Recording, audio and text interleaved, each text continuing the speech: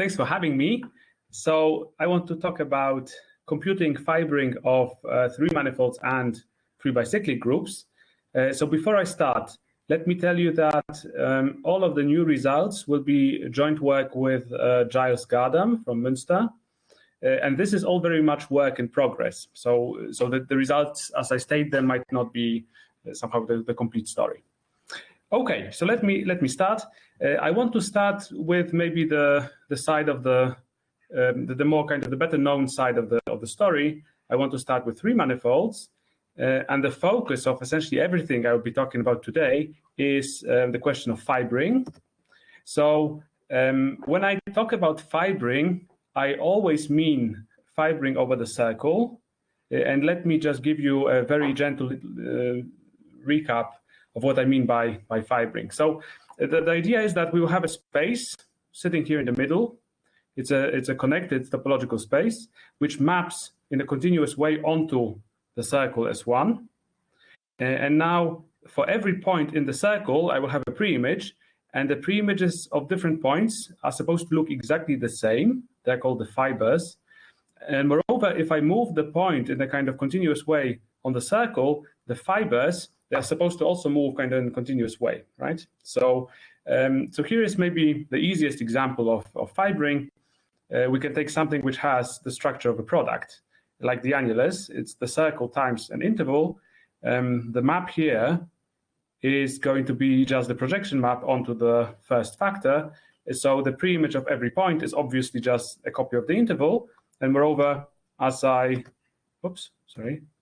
wiggle the point, on the circle, the interval moves in a continuous fashion, right? It just kind of slides. Okay, so there's another less trivial example of fibring in the same dimension, namely the Möbius band. The Möbius band again maps onto the circle, and the pre-image of every point is an interval. But now something interesting happens when I complete the circle, right? So when the point goes all the way around the circle, what happens is that my intervals, they get glued to each other, but with a twist. So for every fibring, this is kind of the same. So the space looks kind of boring most of the time because it's just the fiber times an interval. But when you complete the circle, the fiber gets glued to itself with some kind of a gluing. And this gluing is called the monodromy. And the fact that we can choose different gluings is exactly the reason why this notion of fibring is interesting. Okay, so this gives all the richness to this construction.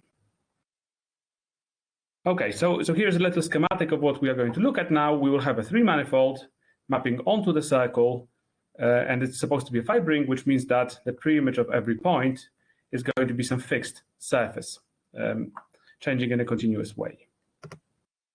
Okay, so here is the more formal definition of fibring.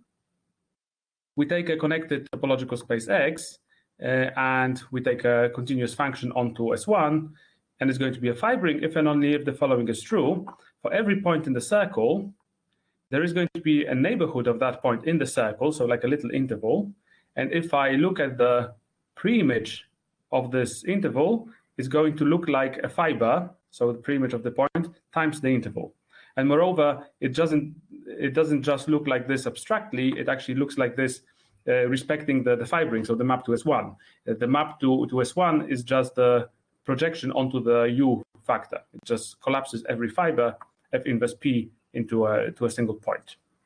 So this is the formal definition. So I gave you some examples of fibrings before, the annulus, the Möbius band. Let's look at some non-examples. So maybe a good source of non-examples is given to us by the family of surfaces of genus at least 2. So whenever you are given such a surface, a closed surface of genus at least 2, you will have loads of maps onto S1, but not a single one of them will be a fibring. And this is because the fibers of the points will not look the same. So here is an explicit example. Instead of drawing the circle, I just drew a line. You should think of the endpoints being glued together. And instead of drawing a surface, I also drew this kind of surface with boundary components, and they're supposed to also get glued to each other according to the little marks. So it's immediate that the space after you perform all the gluings is actually a surface of genus 3. It maps onto the circle, but now let's look at the fibers. So if I start going from left to right, if we pick a point here, the corresponding fiber, so the pre-image, is a disjoint union of 3 loops, right? There's one loop here, and one loop here. But as we keep going, we hit the point where, I mean, this loop stays the same, but here the 2 loops join, and they start looking like 2 rows, a graph with 2 edges and 1 vertex. And as we keep going, they actually just combine into a single loop. Yeah, so the fiber here, this was 3 disjoint loops. The fiber here is 2 disjoint loops. As we keep going, the loops again form first a graph, then they split into 3. Then the 2 bottom guys join and split, right? So we see that the fibers are not the same, and the fibers being the same is a requirement for a map to be a fibring. Okay, so let's look at now a fixed 3-manifold, and I should say the 3 manifolds are connected, compact, and oriented for me. And we want to study all the possible ways that a given 3-manifold can fiber. So luckily for us, this question was actually answered by Thurston in the 80s, in 86. And Thurston proved the following. So he says that there exists a polytope, PM, so M is the manifold, which controls all the maps from M to S1 and tells you, controls which of the maps from M to S1 fiber. So let me elucidate the statement. So first of all, we want to somehow see all the different maps from M to S1 in one picture. Of course, there is too many maps from a manifold to S1, so we don't really want the maps. We want the homotopy classes. And it turns out that if you look at all homotopy classes of maps from your manifold to S1, this is the same as looking at the integral points in the first cohomology. I mean, this should be known. So the picture here is exactly this integer lattice in the first cohomology of our manifold. And every single dot in this picture corresponds to a homotopy class of a map from M to S1. Now we want to ask which of these dots are fibrings. So we are going to paint these dots orange. And now the question arises, what sort of a pattern do we see? So a priori, it could be that we don't see any pattern at all. It could be a random scattering of orange dots, like I tried to draw here, right? But this is in fact not what happens. In reality, this is what happens. So instead of painting the single dot orange, it's actually better to paint these orange fields. And a dot corresponds to a fibering if and only if it lies in the orange field. So we see that there is actually quite a bit of structure. And moreover, the structure of these orange fields is actually encoded by a single polytope. So this is this polytope PM, Thurston polytope. The point is that these orange fields are cones over some maximal open faces of the polytope. So these faces are called fibered faces. I will refer to them as orange faces today. And the idea is that if you have your polytope, you can put the light source, well, a light source in the middle, and these orange fields are going to be exactly the shadows of these orange faces, these fibered faces. So Thurston in his paper of 86 calls this a remarkable picture. I have to say I find it somewhat funny that he referred to his own theorem as remarkable. But let's maybe try to see this from a bit of kind of historical perspective. So up to, still in the 80s, people were proving theorems of the sort that if you have a 3-manifold which fibers and its first cohomology has rank at least 2, then actually it fibers in infinitely many ways. Yeah, so these were things that were not really well known until mid-80s. Well, from Thurston's picture, you see it immediately, because if you have a fibring, so there's a dot, right? It means that there is at least one orange field. The orange fields are cones over maximal open faces, which means that they are open in particular. So there is, an open neighborhood around it, and you can move your class and find infinitely many other classes that fiber. So after Thurston, it maybe wasn't so surprising. Actually, a year later, the paper of Biri, Neumann, and Strebel came, which tells us that actually this sort of phenomenon is generic. There is a notion of fibring that we will get to, which is more group theoretic rather than topological. And actually, whenever you have a group which fibers and its abelianization is at least z squared, it will fiber in infinitely many ways. Yeah. So from today's perspective, I mean, neither does maybe Thurston's theorem seem so remarkable, nor maybe is it so so surprising that you have this sort of phenomena in structure. But it was not really known at that point. Okay, so this is what Thurston proved. Oh, right, and the focus of my talk is about algorithms. It's on algorithms. So Thurston tells us that there is this abstract polytope which controls fibring, and the question arises: can we actually compute it? And it turns out that we actually can. So there is a theorem of Tollefson and Wang, where they prove that under very mild conditions on the manifold, we can actually compute the polytope PM. Computing the polytope itself is not enough. We also want to know which faces are fibered. And this was looked at by Solschleimer in his PhD thesis, and then by Cooper and Tillman. And they proved that actually, under the same conditions, you can compute the orange faces as well, the fibered faces. So I should say both Schleimer and Cooper-Tillman, they have an extra assumption on the manifold being atoroidal.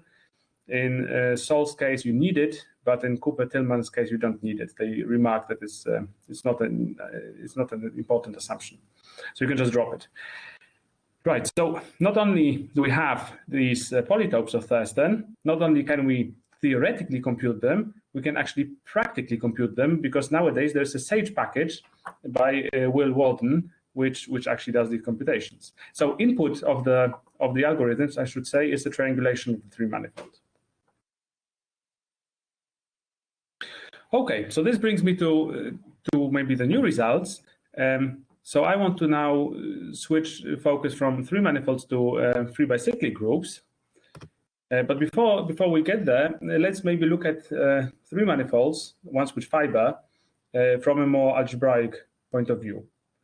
So if you have a three manifold which fibers, it means that you have a map onto S1 and it has a kernel. Well, it has a fiber.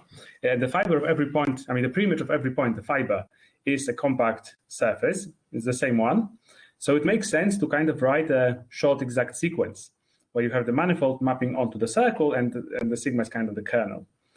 Now, if we apply the fundamental group functor to it, we actually get an honest-to-God short exact sequence.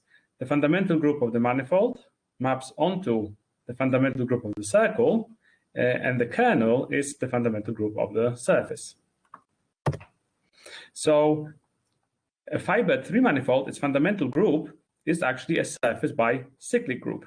So at this point, I should say, whenever I say surface by cyclic, I mean compact surface by Z. And when I say free by cyclic, I mean finitely generated free by Z. All right, so what happens if our three manifold, the fibering three manifold we look at, what happens when it has boundary? Well, if it has non-empty boundary, it means that sigma, the surface, also had to have non-empty boundary, because otherwise it couldn't appear.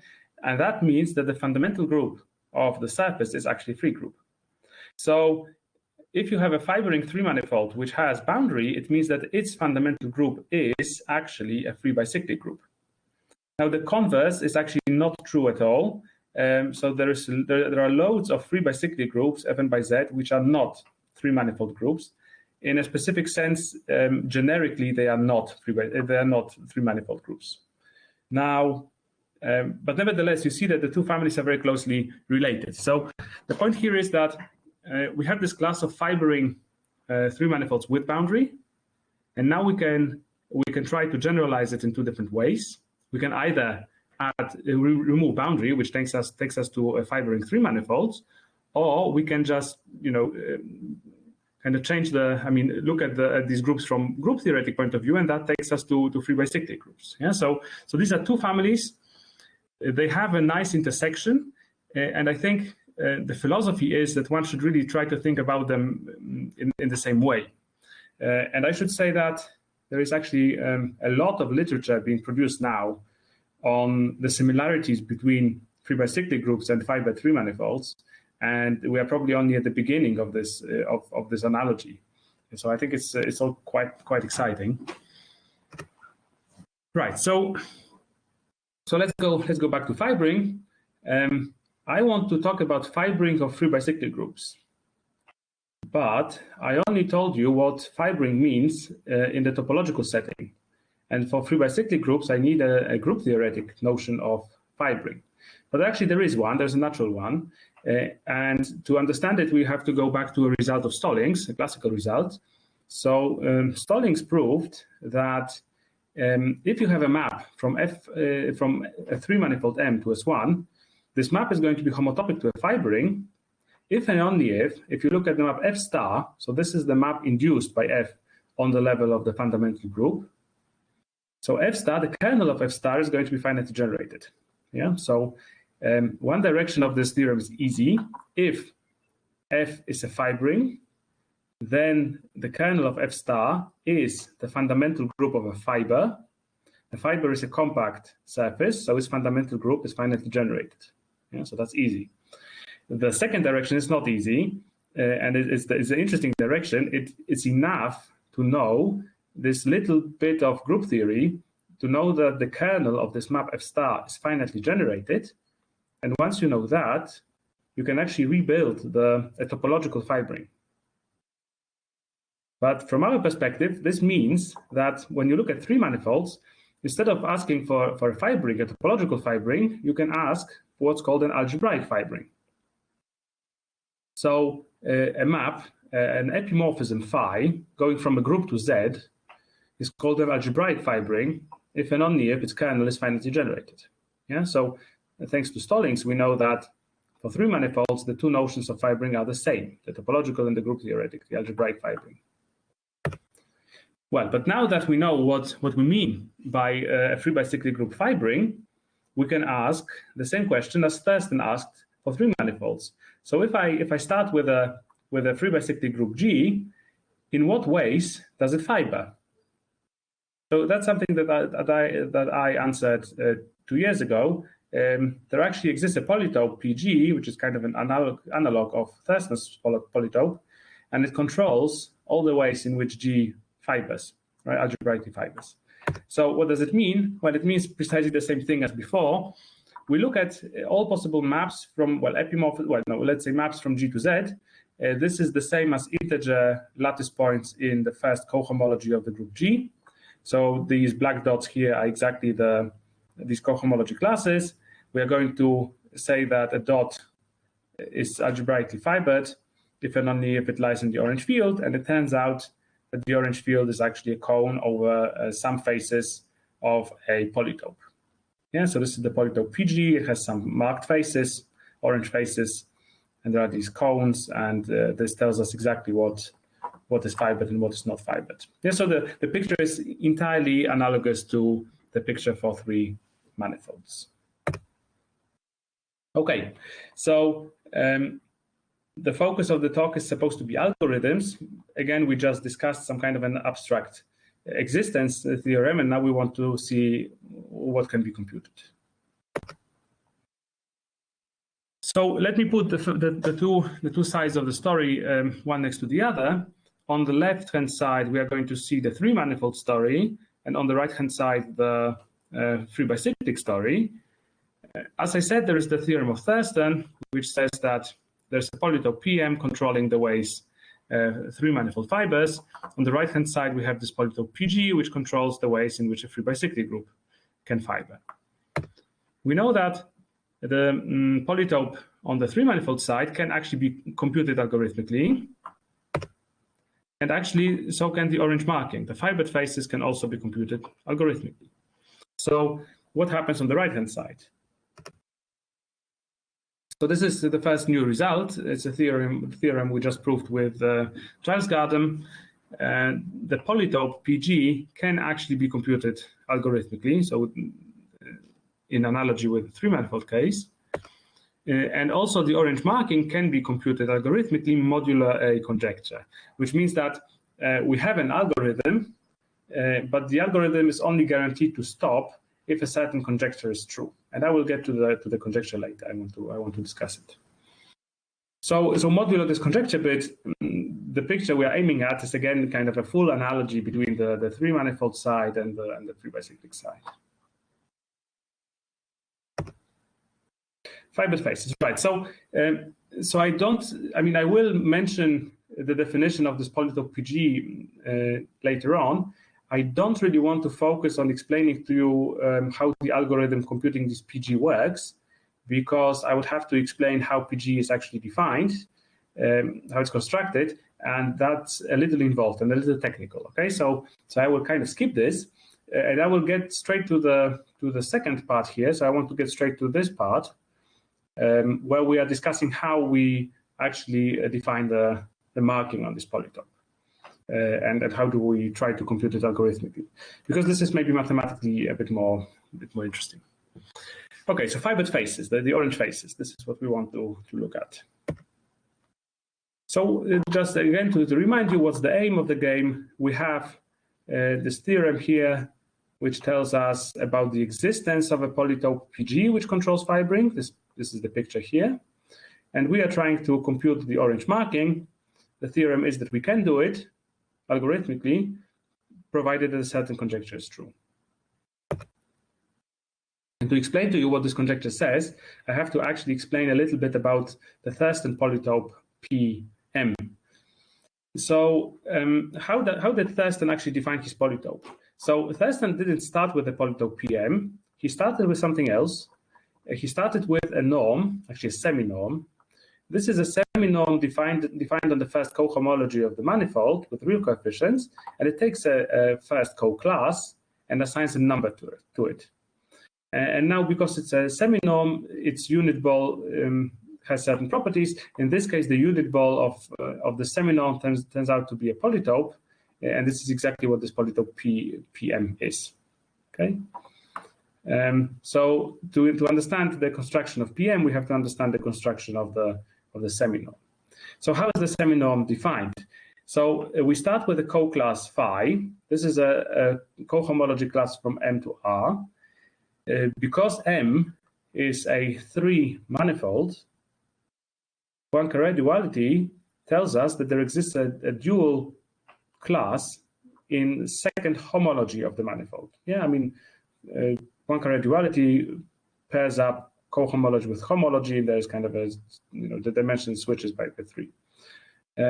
So we have now such a two class which represents which is dual to phi, and now second classes of the second homology can be always seen as immersed surfaces.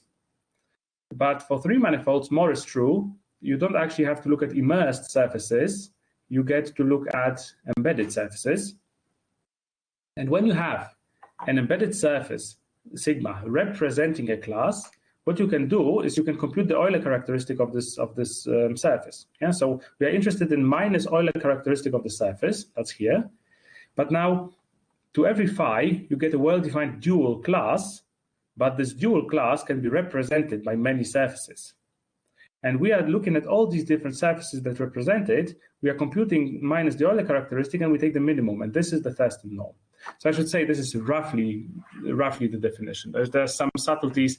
The surfaces do not have to be connected, and you don't want to consider connected components which have a positive Euler characteristic. But this is kind of maybe a detail for kind of general understanding. For a good picture, you want to think about the semi-norm finding kind of the least complicated surface representing a class dual to our co-class.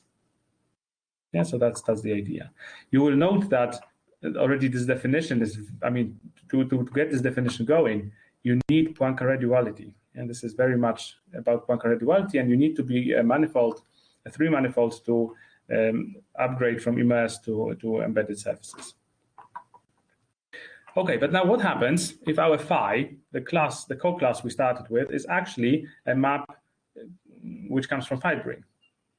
So when phi is fibered, when we know that it has a kernel, the kernel is fundamental group of the fiber of a closed surface. And actually what happens is that the Thurston norm gives you exactly minus Euler characteristic of this surface of the kernel, yeah, of the fiber. So for fibered classes, we have a very explicit understanding of what this number, this Thurston norm is. It's essentially the genus of the fiber. But now, if you look at the surface, we know the fundamental group of the surface is the kernel of our character, of our map to Z. And this kernel, being the fundamental group of a surface, has a well-defined Euler characteristic as well. Yeah, so this is kind of the algebraic Euler characteristic coming from group homology, but it is just the same.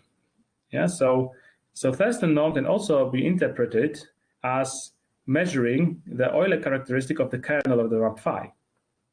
But as we remember from Stolling's theorem, this kernel is finitely generated if and only if the map was a fibring, right? So when the map phi is not a fibring, we cannot define Euler characteristic of the kernel because the kernel is not even finitely generated. So it does not have an Euler characteristic. Yeah.